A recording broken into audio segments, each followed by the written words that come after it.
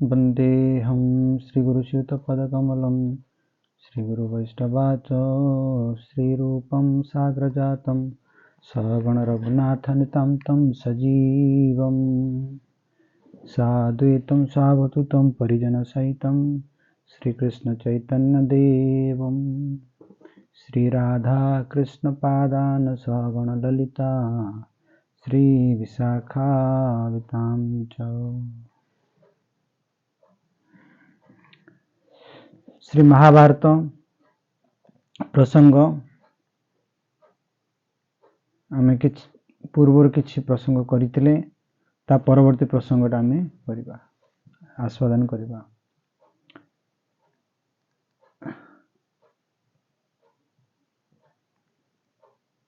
कुल धर्म को रक्षा करिबा पई दुर्वासांग द्वारा प्राप्त विद्यार आश्रय नहीं माता कुंती एवं माद्री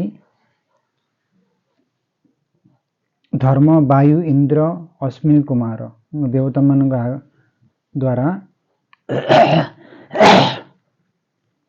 तांकरी कृपारू युधिष्ठिर भीमसेन अर्जुन एवं नकुल सहदेव उत्पत्ति हेले। पतिप्रिया कुंती पति मुखरू धर्म रहस्यर कथा शुणी पुत्रों को पाइबा इच्छा मंत्र जपपूर्वक स्तुति द्वारा धर्म वायु एवं इंद्र देवता को आवाहन कले। कुंती उपदेश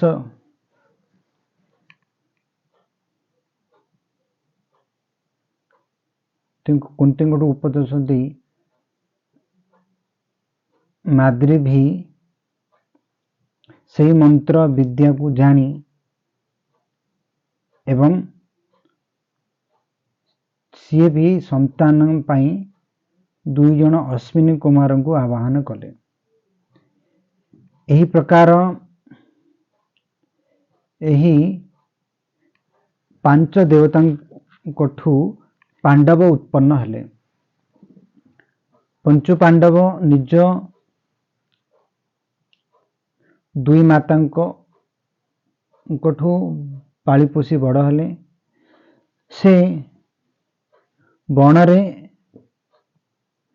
महात्मा मानक परम पुण्य आश्रम रही तपस्वी लोगों को सहित दिन दिन बढ़िबारे लगिले। श्रीराम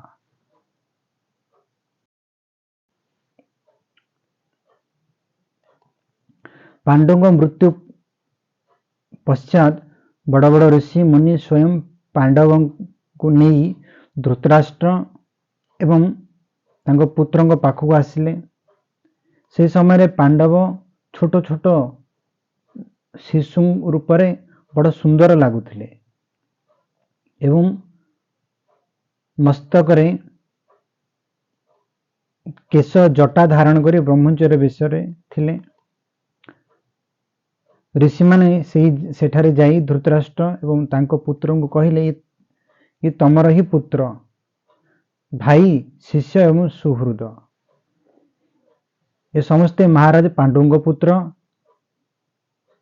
यह कही मुनिवर सेठारु अंतर्ध्यान हो गले। ऋषि मानक द्वारा अणा जाइथिबा यही पांडव को देखी समस्त कौरव एवं नगरवासी शिष्ट तथा वर्णाश्रमी माने बहुत अत्यंत खुशीर सहित भरी अत्यंत कोलाहल हो गले। कोलाहल करिबारे लागिले। किए कहती ये पांडु को पुत्र नहीं अन्य माने कहती अजी ये आंकरी ही। किछि लोग कहती ना जेबे पांडु मरी थिले एते दिन ही गला तबे पुत्र को ये पुत्र किपरि हेले। दर्शकों से तुमुल शब्द बंद हेबा परे संपूर्ण दिशा रे प्रतिध्वनित करी माने संपूर्ण दिशा को माने शब्द को बंद करने दर्शकों संपूर्ण तुमुल शब्द को बंद करने संपूर्ण दिशार प्रतिध्वनित है। देवता को यहाँ सम्मिलित आवाज आकाशवाणी रे गुंजी उठला, ये पांडव ही है, ये पांडव एमाने पांडव ही अटंती। गुणा आकाशवाणी है। जो समय पांडव नगर पांडव माने नगर रे प्रवेश कले, से समय पुष्प वर्षा हेबारे लागिला।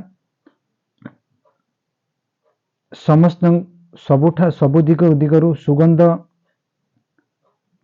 व्यापी गला तथा शंख एवं दुंदुभी रो मांगलिक शब्द शुणिबारे लागिले। यह एक अद्भुत चमत्कार कथा। समस्त नागरिक पांडवों को प्रेम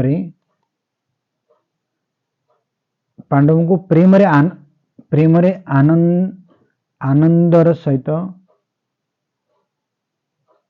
भरी उच्च स्वर रे अभिनंदन ध्वनि करिले। ताहांक से महान शब्द स्वर्गलोक पर्यंत आवाज प्रतिध्वनित हेबारे लागिला। पांडवों को कीर्ति बढ़िबारे लागिला।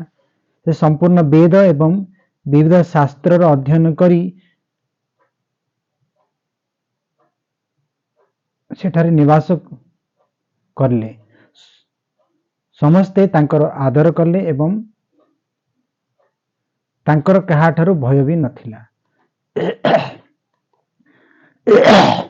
राष्ट्रर संपूर्ण प्रजा युधिष्ठिर शौचाचार, भीमसेन धृति, अर्जुन विक्रम तथा नकुल सहदेव गुरु शुश्रूषा, क्षमाशीलता एवं विनयर बहुत ही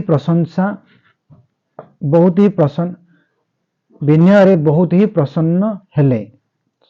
समस्त लोक पांडवों शौर्य गुण रे संतोष रो अनुभव कले। तदनंतर किछि काल बीतीगला परे राजांक समुदाय रे अर्जुन अत्यंत दुष्कर पराक्रम करी स्वयं ही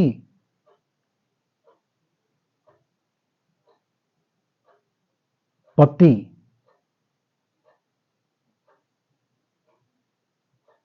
प्राप्त करिबा जो द्रुपद कन्या कर स्वयंवर रे कृष्ण को प्राप्ति कले।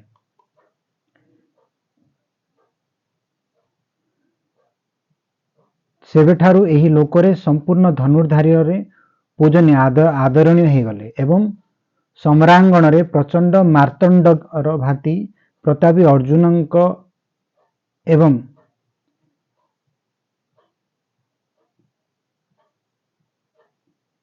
अर्जुन ठारे कहार आखि उठिकी देखिबा भी कठिन हो गला। से माने पृथक पृथक तथा महान संघ बनी आसी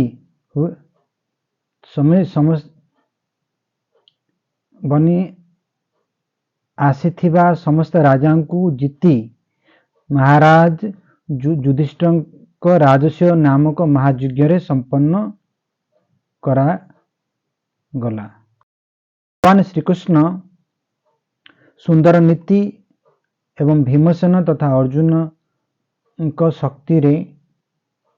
शक्तिर बल रे घमंड रे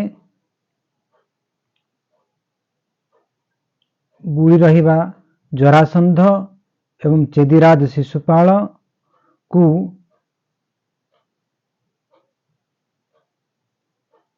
हत्या कराई धर्मराज युधिष्ठिर महायज्ञ राजस्व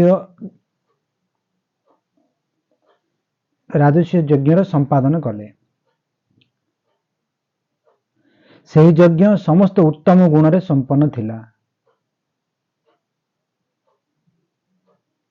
से यज्ञ रे प्रचुर अन्न एवं पर्याप्त दक्षिणा वितरण करागला। से समय एपटे सेपटे विभिन्न देश तथा नृपति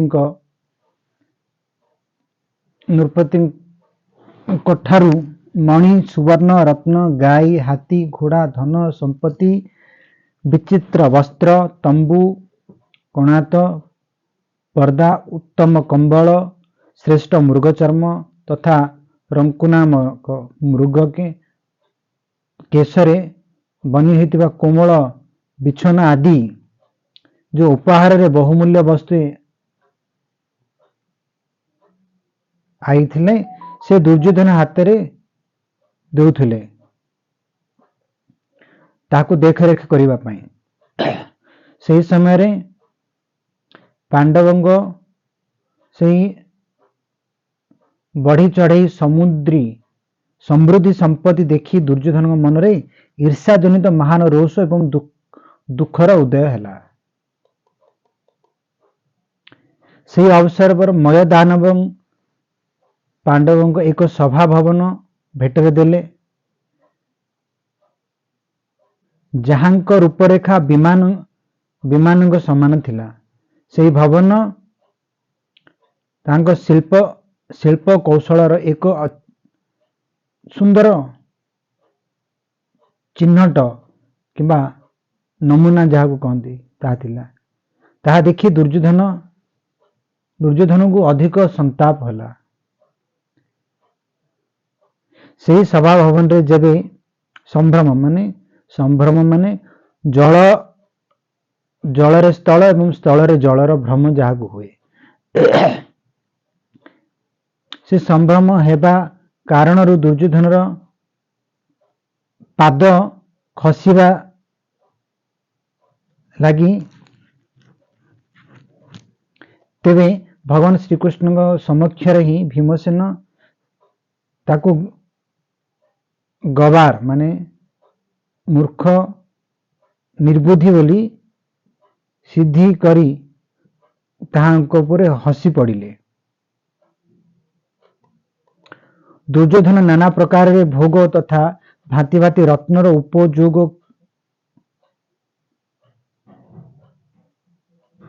करी रखिथिबा पर भी दिन दिन दुर्बल हेबारे लागिला। ताहांको रंग फिंका पड़ीगला। यहां सूचना कर्मचारी ने महाराज धृतराष्ट्र को देले। धृतराष्ट्र निज सही पुत्र प्रति अधिक आसक्त थिला। अतः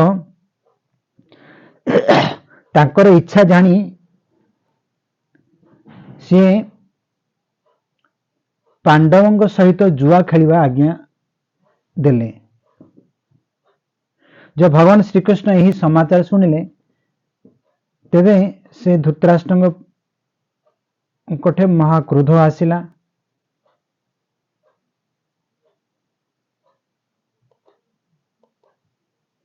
यद्यपि तांकर मनरे कलहर संभावनार कारण किसी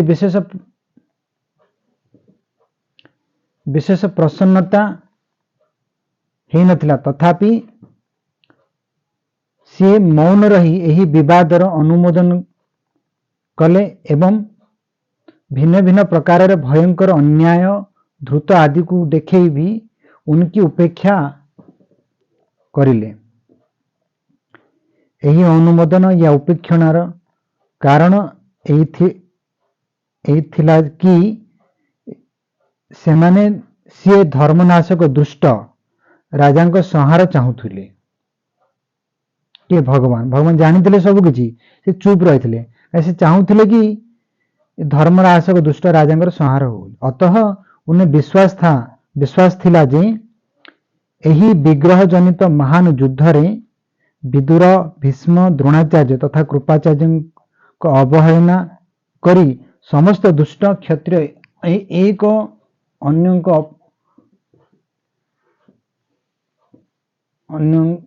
कठे निजर क्रोधाग्नि रे भस्म करदेवा लगी।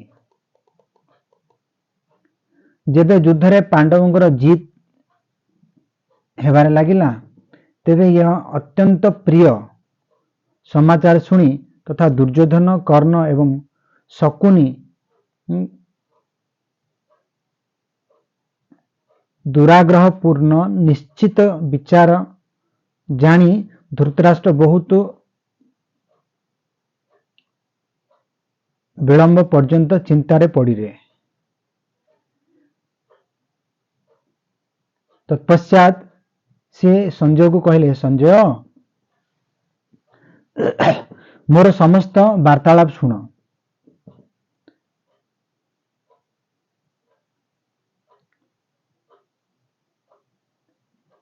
परे एही युद्ध या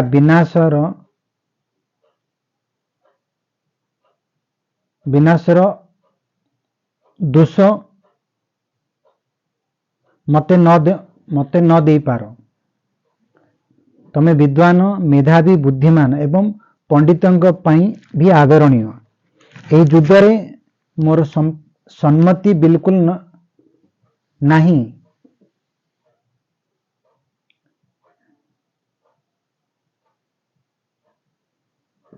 एवं ये जो आमर कूलर विनाश हो गला एथिरे मते तानिक भी प्रसन्नता हैला नहीं।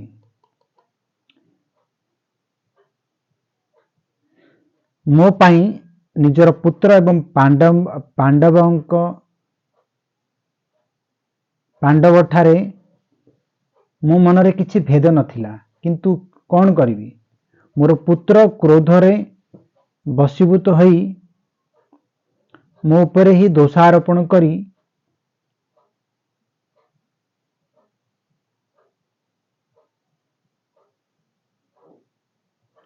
मो कथा मानु नथिले।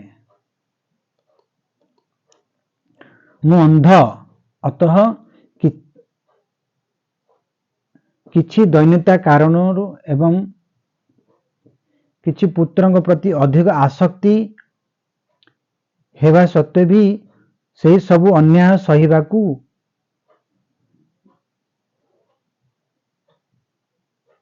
चलिली। मंदबुद्धि दुर्योधन जेबे मोहवश दुखी हुए तेबे मु ही ता सहित ताकू देखी दुखी हो जाए। राजस्व यज्ञ रे महापराक्रमी पांडुपुत्र युधिष्ठिर को सर्वोपरि समृद्धि संपत्ति देखी तथा सभा भवनर सीढ़िया पर चढ़ीथिबा एवं से भवन को देखिबा समय रे भीमसेन द्वारा उपहास पाई दुर्योधन भारी अमर्षण रे भरीगला। युद्ध रे पांडवों को हरेबा शक्ति तो ताठारे नथिला, अतः क्षत्रिय हेबा सत्वे भी से युद्ध पे उत्साह देखे पारु नथिला। परंतु पांडवों को सही उत्तम संपत्ति को हत्याने माने हड़पीवा पाई सी गांधार राज शकुनि को साथी नहीं कपटपूर्ण धृत खेलिबा पाई निश्चित कला। संजय यही प्रकार जुआ खेलिबार निश्चय हेबा परे से समय एवं परे जो घटना घटित हैला से सबुर विचार करी मु समय समय रे विजयर आशा रो विपरीत जो अनुभव कली ताहा मु कहूची सुन।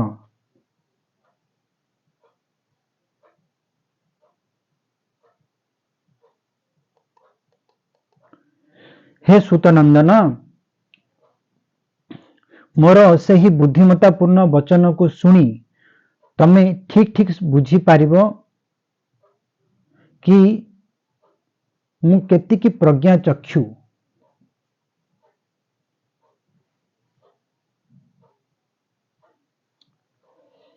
या परे संजय सहित बहुत वार्तालाप कले, बहुत कहले कि एपरी थिला सेपरी थिला, ताहा आमे आगामी प्रसंग रे सुनिबा। जय जय श्री राधेश।